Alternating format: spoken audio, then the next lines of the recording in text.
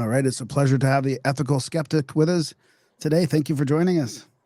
Absolutely, Darren and Graham. It is an absolute pleasure to be here on Grimerica Outlawed.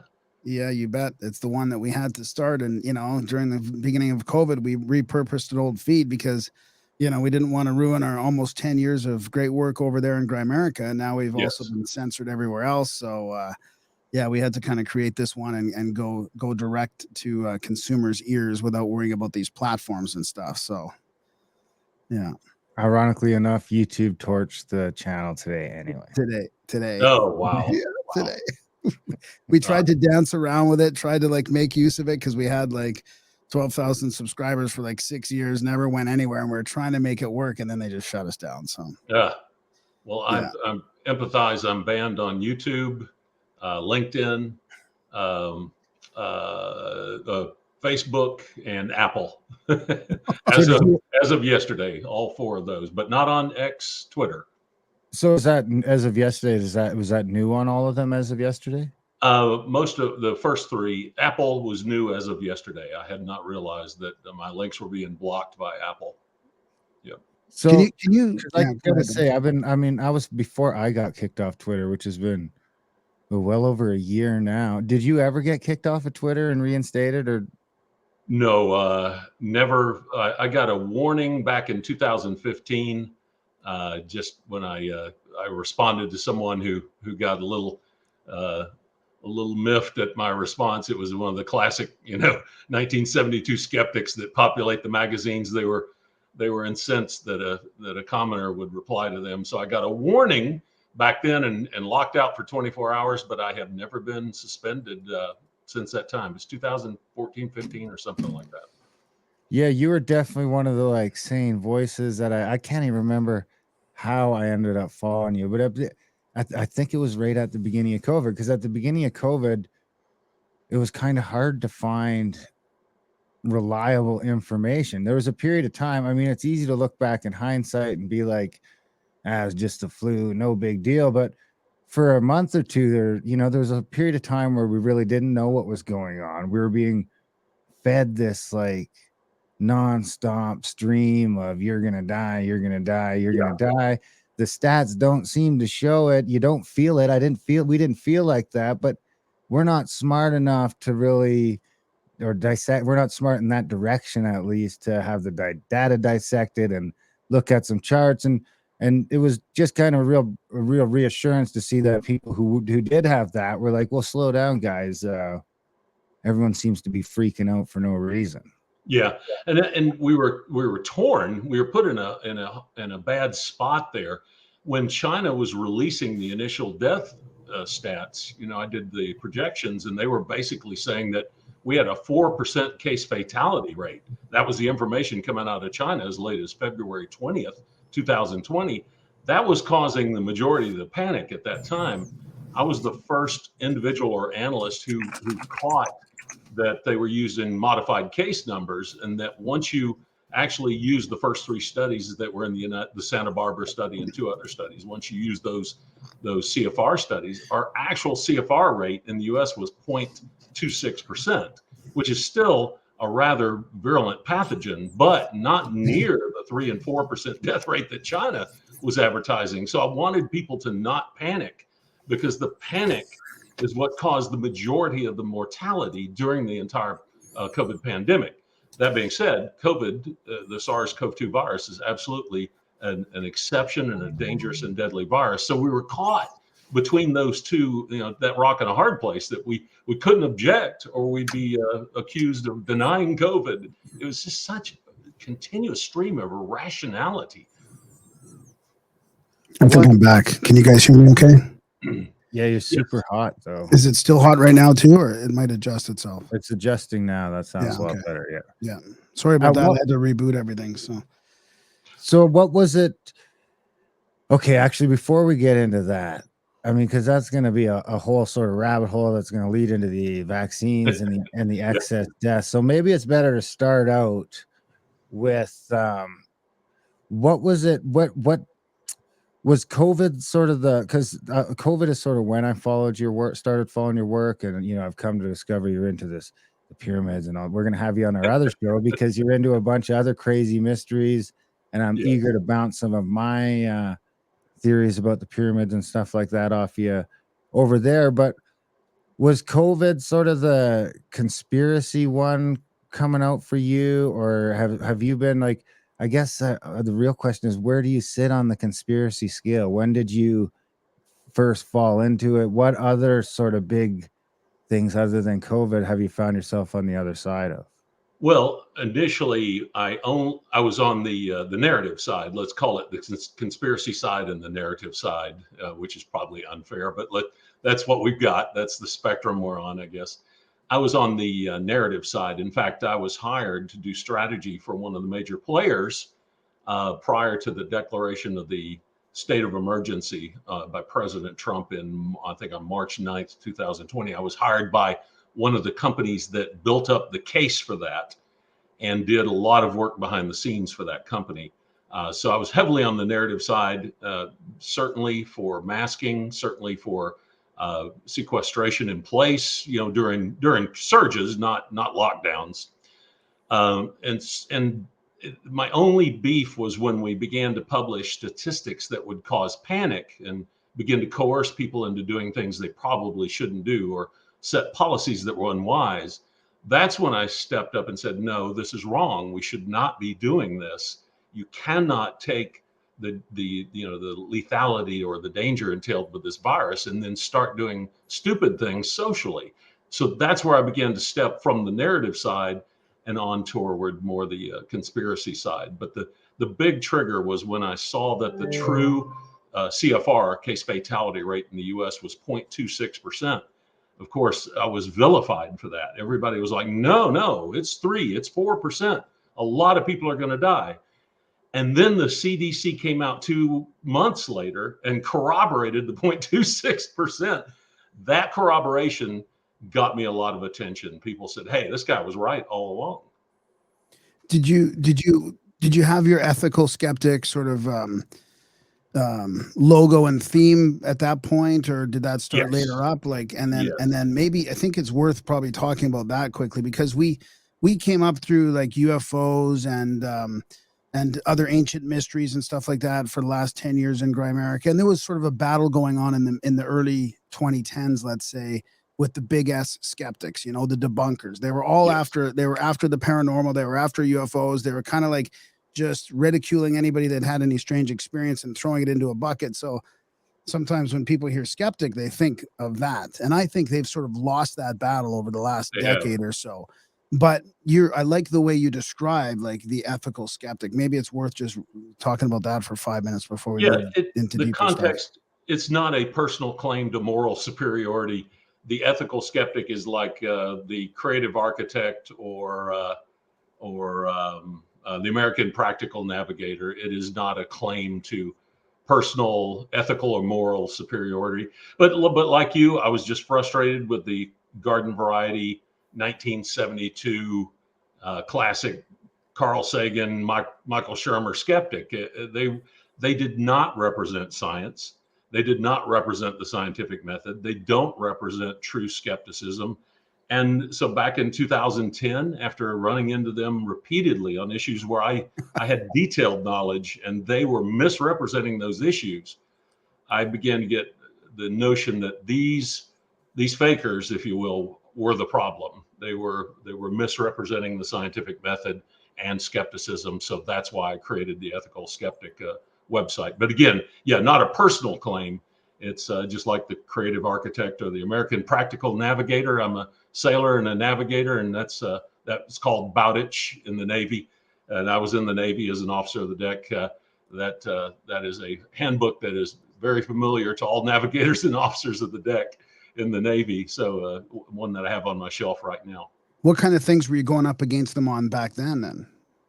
Really, the classic things: ghosts, UFOs. Oh, really? Not that I believe 80% of it, but there's enough evidence in there that their claims that it was all bunk. There was more damage being done by that comprehensive pseudoscientific claim than all the fake versions of those paranormal experiences combined. So it just began to bother me. But there were things that I either paid for, genetic analyses or investigations that I participated in. And I would see these so-called scientific method skeptics misrepresenting the evidence, misrepresenting what occurred. And that was frustrating. And they did it to a religious end. In other words, they have what's called idiom tutuela. They have a hidden religious belief that they're protecting, but they won't admit that belief.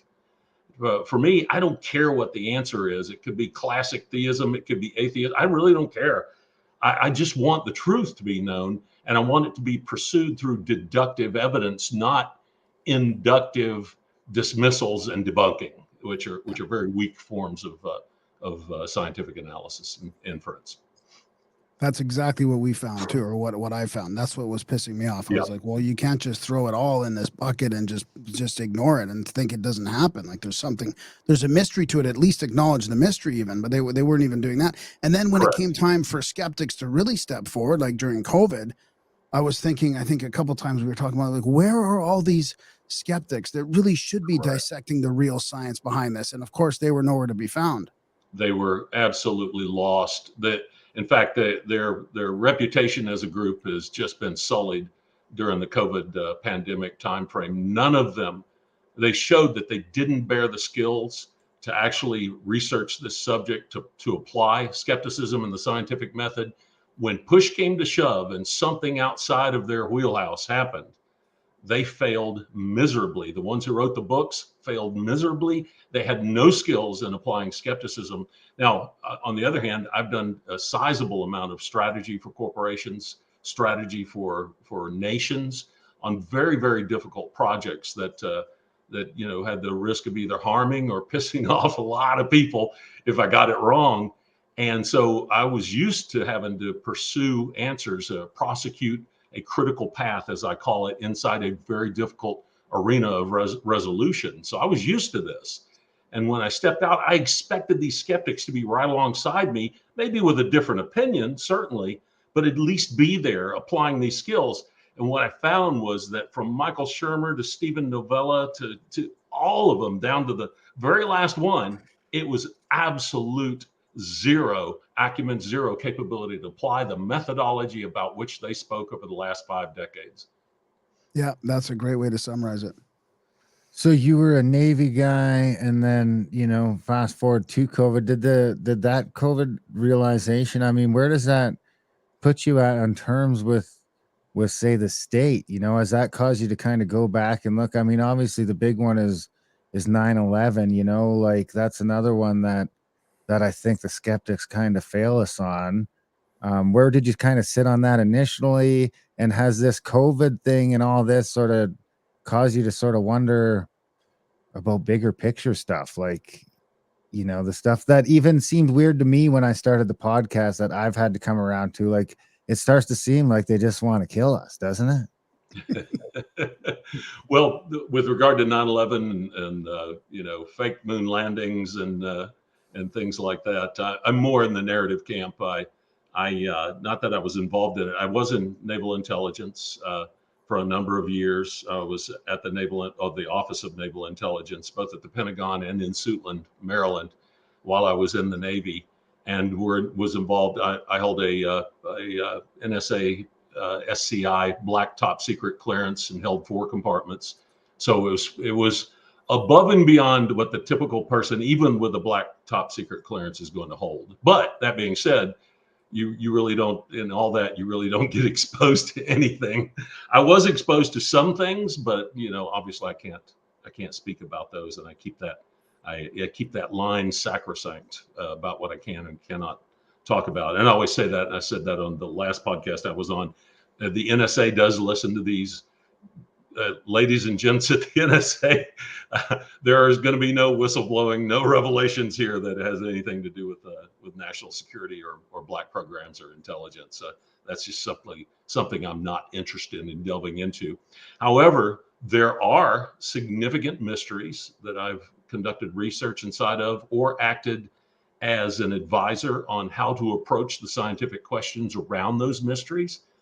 and they have proven their mettle. They have produced good, sound, deductive evidence to the point where I really began to question what were the motives behind these 1972 skeptics. It really began to frustrate me that they were not actually addressing the topic and the question at hand. Has COVID, just to sort of expand on Darren's question a bit, because I was kind of going to get to this after we do the presentation, because when we go through your sort of what you're doing on X and the amount of data that you're presenting against the narrative, basically, it must have you question like what is going on in the world. Like, I mean, it's not just it seems to be you're showing the data from the States, but I mean, if you look at the OECD data, it's all the most of the Western countries. Do you question like Darren said, the state, or like how this can be ignored by all the countries, not just the states? Well, the immunity curve, the prior immunity curve broaches that. Graham, the prior immunity is strongest in China and then tapers as you go through the Pacific Asia rim, all the way through the Middle East and up into Europe and Africa first, and then into Europe.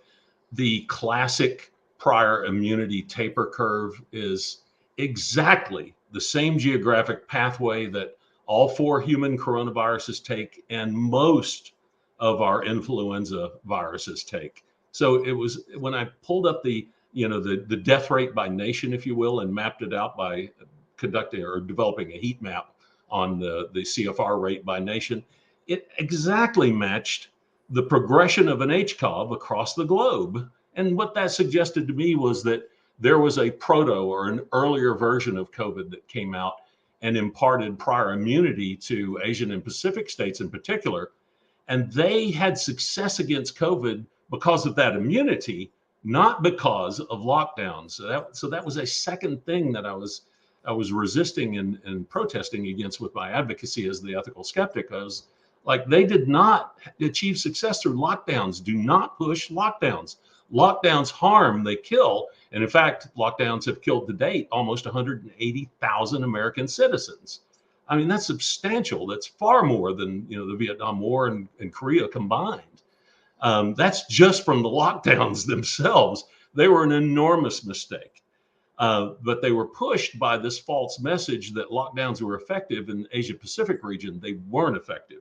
What was effective was the human immune system.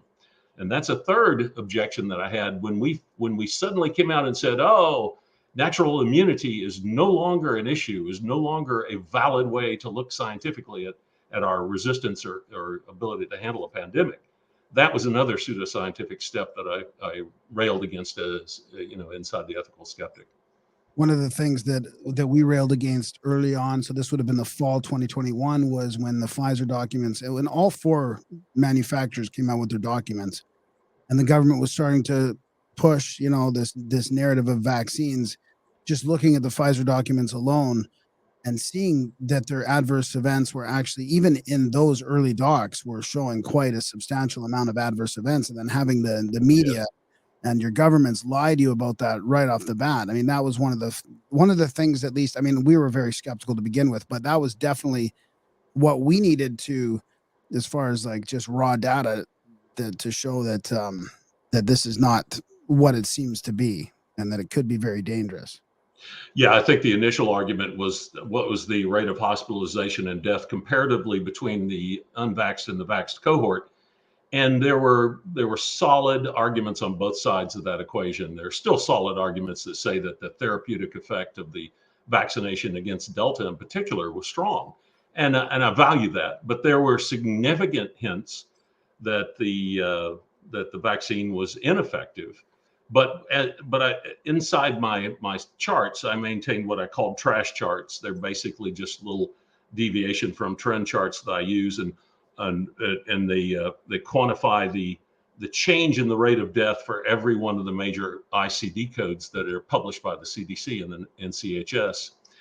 And I looked at them one evening and noticed that every single one of them, and there were probably 30 or 40 of them that I looked at to make sure that my entire model had integrity, all of them had a bend or a crook in the data around April 15th, 2021.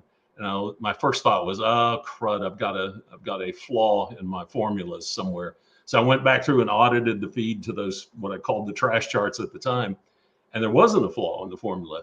The crook in the data, or what is called an inflection in systems theory, was driven by the organic data itself. So I had to pull down the raw data for each of those codes, look through each one, and verify that indeed we had an inflection in the data that coincided with what I call MMWR. That's the Morbidity Mortality Weekly Report by the CDC. MMWR week 14, 2021, almost all 30 of those ICD codes that I was tracking and using to monitor my system, they all inflected on that same week. So I went and pulled down the uptake curves for the number 1 and number 2 shots of the vaccine, and the inflection point for that uptake, and that means the point of fastest adoption on the part of the average U.S. citizen, was that very same week. And that's where I put out a note and said, basically, what became the article, Houston, we have a problem. And while it was somewhat immature when I first put it out, my thought was, if this is indeed true, we've got to raise it as a possibility. It's not that my article was final deductive proof, but it must be raised under precaution as an alternative or a potential warning as early as is reasonably possible. In other words, I didn't want to come out and just say in advance, oh, the shots are going to kill a bunch of people. And we had plenty of those people out there. They had no basis to say it from. But once the data began to suggest we had a problem, we had to highlight that as soon as possible. So I was the first analyst who came out and said, essentially, Houston, we have a problem, and it exists in these ICD codes. And those continue to persist as the codes that bear the excess non-COVID natural cause mortality, even up to this last report that I published this morning. What did you expect the reaction to be when you published that? I mean, because you did have a bunch of people saying we're all going to die, but none of them were really credentialed, or they didn't have any sort of science behind them. And you know, you were, like you said, you were the first analyst that was like, you know, and you weren't even like, we're all going to die. You were just like, we might have a problem here. What do you think? So what did you expect the reaction to that to be, and what was the reaction? Well, when I took a look at the taper and death rates between highly vaccinated and less highly vaccinated counties, and saw that the death rate was same in 2020 as it was in 2021. And by the way, 2020, there was no vaccine. 2021, 83% of the population was vaccinated. There was no difference in death rates. When I published that, the amount of vitriol that was thrown my way was significant. So I anticipated that this would receive a pretty negative reaction. However, the types of deaths that were to the excess in these ICD codes were nation-killing types of death. In other words, they were killing an average age of 49 years old. They were killing through blood clots, through cerebral hemorrhage and stroke. They were killing through sudden cardiac death, not heart disease. And you'll get a lot of people equivocating between sudden cardiac death and heart disease, so they can blend the two together and make it look like everything's fine out there. These things, the unknown, are what we call R99 rates of death. The death from non-natural causes not only accelerated, but began to exhibit seasonality. Non-natural deaths don't do that. So there were significant warning signs that these escalations in excess death were nation-killing concerns. And that's why I had to raise the alarm. Fortunately, 3 different congressional persons listened to me. They had their Harvard and their MIT staff members call me up, and everybody was outstanding. They got it and had me run through the detailed data for each of those congressional members, and they believed me. So the effect was immediate, fortunately, and the vitriol that was cast back my way was, commensurate with what I had experienced earlier when I compared, the efficacy of the vaccine from theoretical 2020 to 2021. How has your thinking on the problem escalated over the last, year or however long it's been since that article came out? Well, we still have about 5,000 excess deaths each week. That equals the average excess death for the entire COVID pandemic from COVID. So we have the equivalent right now of the COVID pandemic underway in the population, and our media is not saying a word about it. It's about 5,000. I publish in my State of Things pandemic article each week what I call the balance sheet. It's an assembly of probably 50 different spreadsheets and databases that I use to track these excess deaths. It brings them all together into one balance sheet so that I know that I'm not overestimating in one area, underestimating in another area, or using constraints or inputs that would drive the model to incoherence. I know that I've got a coherent set of inputs, and that's important. What we see there is a consistent 5,000 excess deaths per week. It's being masked by a thing called the pull forward effect. The pull forward effect simply states that if we have 1.5 million people die in 2.5 years, and indeed we did, for a period of 6.5 years, we're going to have a diminished rate of death. The baseline is going to have to be lower. If you look at the individuals who died during the COVID pandemic, the average age was 82 years old. Those people have a life expectancy of 86 to 88. So they were going to die within the next 4 to 6 years. All those people died earlier than they would have normally. That's the pull forward from an actuarial standpoint. And because of that, the baseline has to be lowered by about anywhere from 3 to 6%, depending on the year. And that's the baseline to which we should compare our excess mortality. The CDC and the analytical groups that work for the government, the NCHS, are failing to do the pull forward effect adjustment. And that is a professional error. When you make the pull forward effect adjustment, you can see that we're having 5,000 extra deaths per week, each week right now. The pull forward effect comprises about 1,500 of those 5,000. So even without PFE, you're still going to see the excess deaths. I was just going to mention that even people that aren't using that, you're still showing it, right? Yes, correct. You can still see it. It's just diminished slightly, and it's enough to where people say, well, that's COVID and then fentanyl abuse and overdoses and accidents. No, it's not. All those things are filtered out of those numbers. When I publish excess non-COVID natural cause deaths, accidents, fentanyl, COVID, all that is filtered out and tracked in other databases, other charts. This is purely those deaths which are mysterious for the average age of 49 years old and to the excess and happen every week. And the reason we don't see it is because we did not grasp as a professional group, that professional epidemiologists did not grasp the nature of pull forward effect.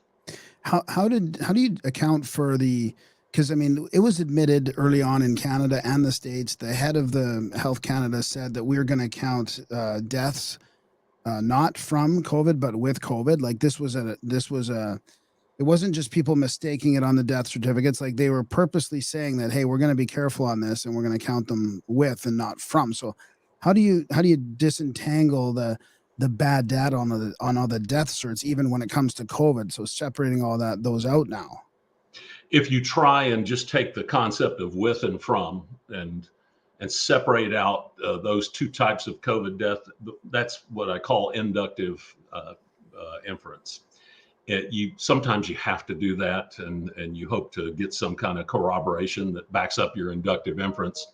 Like if there's comorbidities or something like that. Yes, correct. You have to go down a next level to see if there's comorbidities or. Correct, exactly, and see the patterns of the arrivals of the comorbidities.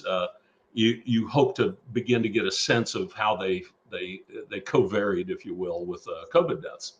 But what I've done instead is begin to identify those deaths which were caused, literally the underlying cause was another factor, and that factor was an exception during the pandemic. In other words, it resulted in excess death, not classic, deaths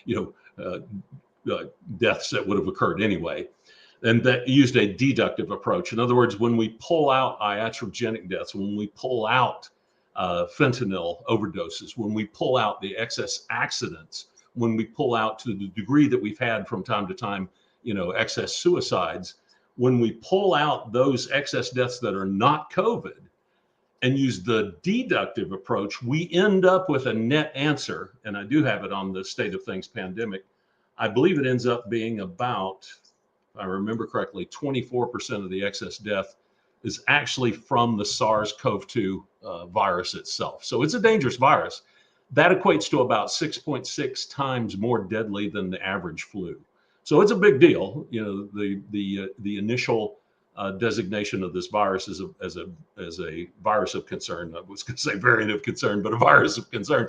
That was valid. It's a dangerous virus, 6.6 times more deadly than the average annual flu. That's a big deal. But what we did in reaction to that turned out to be far more deadly than the virus itself. And I don't know, maybe this is the right time to share the screen and put this up on the screen. Yeah. Let me get that up there.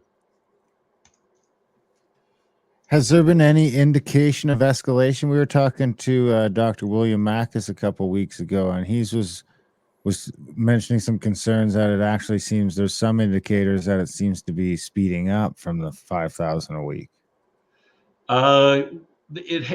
We can take a look at that. Let's address that real quick. This is my article that I'll publish each week. This is called the Excess Non-COVID Natural Cause Mortality Curve.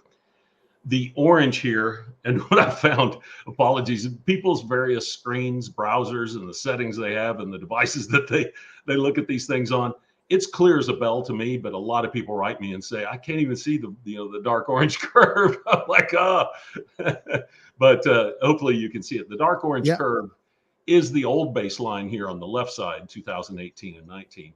Then on the right side, that's the pull forward effect impacted line. As you can see, it's a nominal impact. Those are people that died early, so we cannot count them in the baseline for these out years. And if we keep the same baseline, that is incompetent from an epidemiological and systems analytical perspective. That's incompetence. So I don't apologize for the PFE. If you don't use PFE, you are incompetent, period. That's just flat out the truth. So with this PFE adjusted baseline, you can see that the actual deaths that came in, and these are again non-COVID natural cause mortality deaths, are running anywhere from 2,000 to 5,000 each week, in excess above that line. The good news perhaps is that from 2022 to 2023, we've leveled off, and actually we retracted a little bit from 2002 to 2023. However, here's the reason why. The reason why is because our true pull forward effect function is showing what's called its X mode or its mu or its worst dip, if you will. The lowest point that it will dip along that horizon occurred in mid 2023. So it's the pull forward effect that is causing this perception that things have eased or at least leveled over the last 2 years. They indeed have leveled, but it's because of this pull forward effect, this dip in the red line here. Because there must be a point when you have to adjust the pull forward, because most of your aged population is now, there is less of that effect to happen, right? I mean, exactly. Now it's spread out. The excess death is spread out more evenly among anyone from 75 downwards, it seems. That's correct. In fact, the way to do that is once you get the initial arrival distribution, as we have here, we've got almost 3 years of arrival distribution here. This is systems terminology, my apologies, but it just simply means when the dips occur, basically. Once you get that shape, then you can go into the actuarial tables and say, all right, my average age of death was 82 years old. How long was this theoretical person going to live, indeed, had they not been killed early by COVID or the various forms of social panic, the impacts that we crafted? And the answer is they all would have died over the next 6.5 years. So indeed, what you just described there, Graham, is that the curve takes this initial shape right here and then tails out over 6.5 years, or what I believe is 345 weeks across the horizon. That's correct. Right.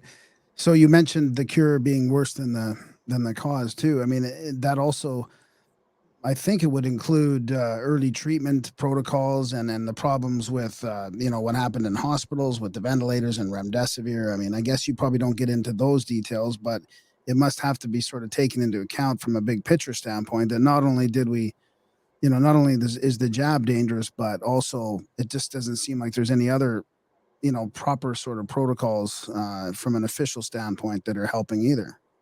Well, to be fair to the medical agencies, the Medical. hospitals, the danger changed somewhat between the Alpha Wuhan variants and the Delta variant. The Right. Delta, which is Delta variant, which is this little bump here in the southern states during the June through November timeframe of 2021.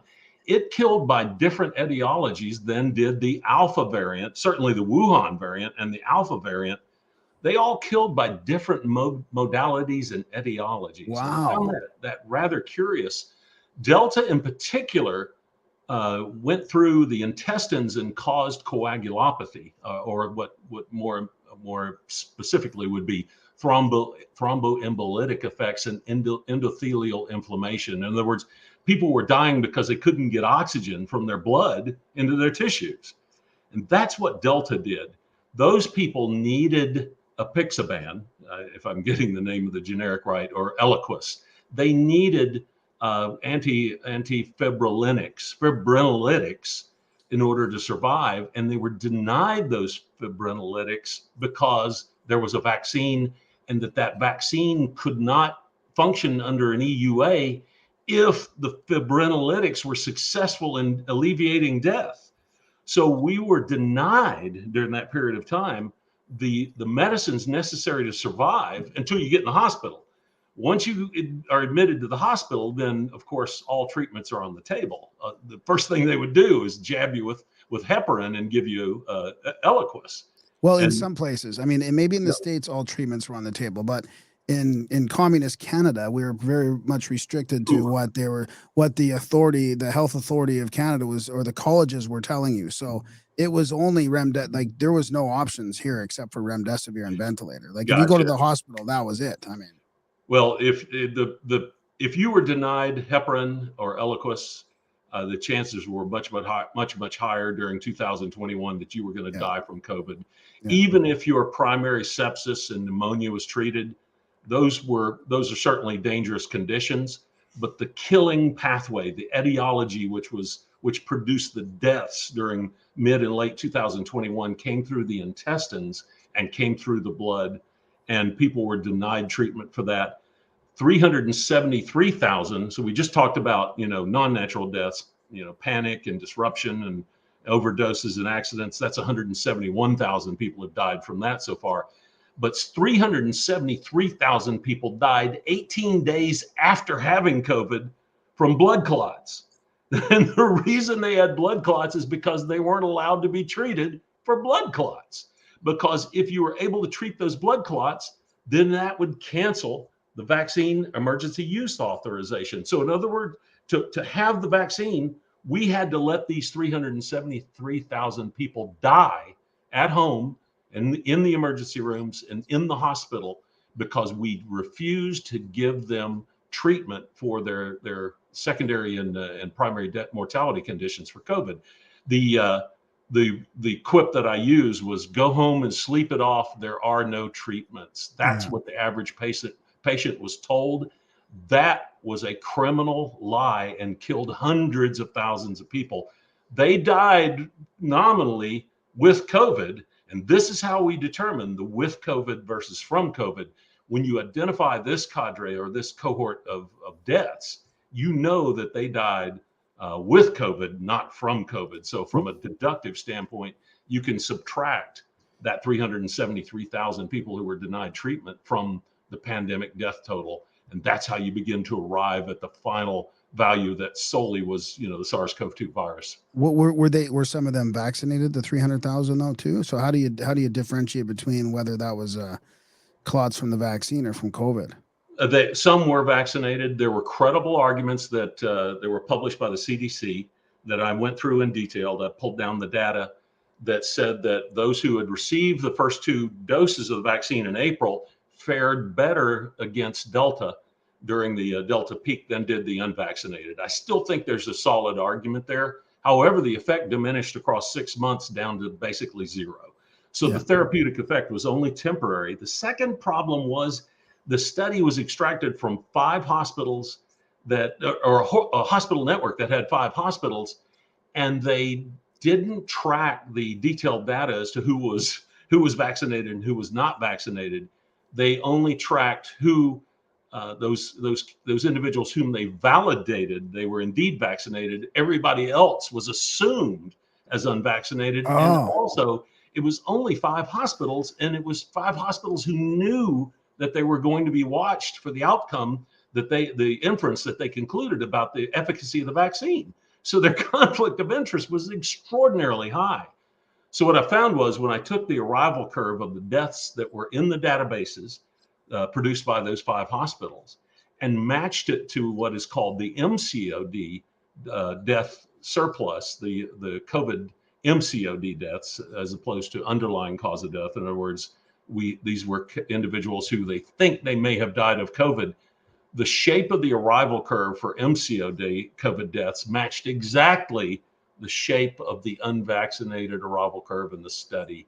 And that bothered me enormously. It meant they were exploiting the MCOD COVID deaths to feed the unvaccinated death rates in their study.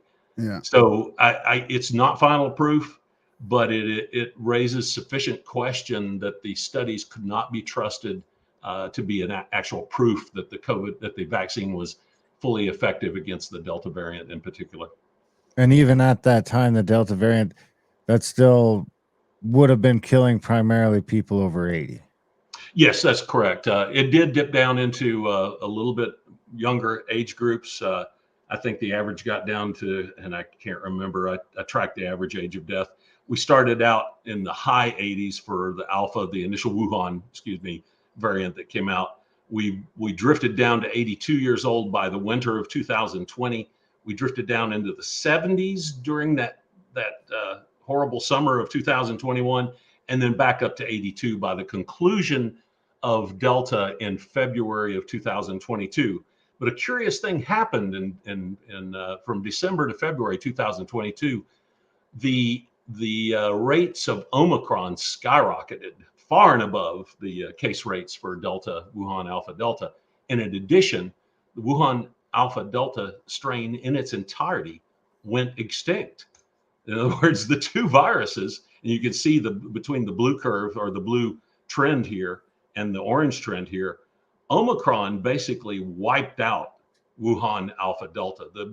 There was no effect from the vaccine here. The vaccine produced nothing. Omicron flat out wiped out the dangerous variants of COVID, absolutely sent it into extinction. But if you look at these taper curves, these 2 curves right here on this chart, those are the natural immunity build inside the global population. In other words, the longer a virus exists, the more resistant the population is toward that virus. And that resistance builds by the decline in this line right here. That decline is linear, and you can see that globally our populations, our immune systems were becoming familiar with Wuhan Alpha Delta, and that's why we had this slope here in the number of people, or the case fatality rate globally with Wuhan Alpha Delta. If you look at the slope of Omicron as well, it's the exact same slope. In other words, we were already familiar with Omicron from long ago. And that line, when you draw it back, it arrives at a point in mid 2017, which coincidentally is the exact genomic age of the Omicron series of viruses as well, or variants as well.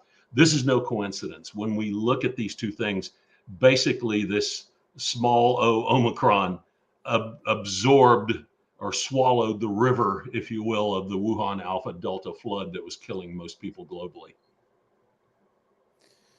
Wow.